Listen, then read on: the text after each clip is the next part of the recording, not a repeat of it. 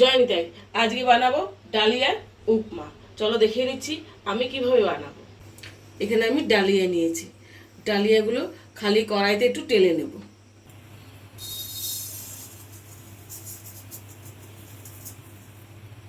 খালি কড়াইতে ডালিয়াটা একটু ভেজে নেব। ডালিয়া দেখো ভাজা হয়ে গেছে, কালারটা চেঞ্জ হয়ে গেছে। আমি এবার নামিয়ে নিচ্ছি। কড়াইতে সরষের তেল দেওয়া আছে, তেল গরম হয়ে গেছে। ছোট্ট ছোট্ট করে পনি এইভাবে বানিয়ে নিয়েছি। পনিগুলোকে লাল করে আমি ভেজে নিচ্ছি। লবণ দিয়ে দিচ্ছি, পনিটা একটু ভেজে নেব।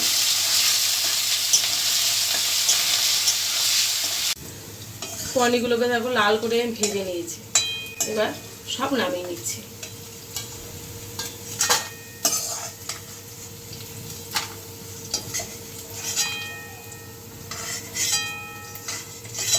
কড়াইতে তেল আছে, সম্বারটা দিয়ে দেব।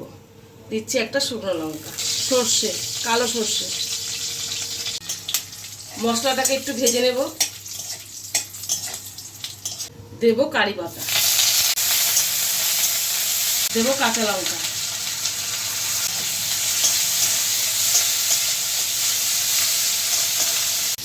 দেব এখানে গাজর। পরিমাণ মতন এখন লবণ দিয়ে দেব। গাজরটা ভালো করে একটু ভেজে নেব। এবার দেব বরবটি, ক্যাপসিকাম,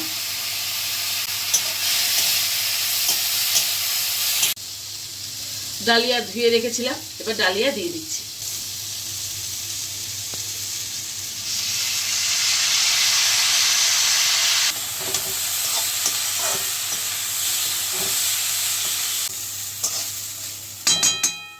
এক বাটি ডালিয়া দিয়েছিলাম, 2 বাটি জল দেব।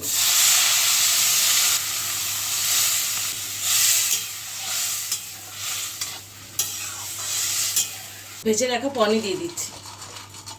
এবার আমি ঢেকে দেব। একটু মিশ্রি দেব, ভালো করে নেড়ে নেব। ডালিয়াটা দেখো খুব সুন্দর হয়েছে। আমি এবার ডালিয়া নামিয়ে দিচ্ছি।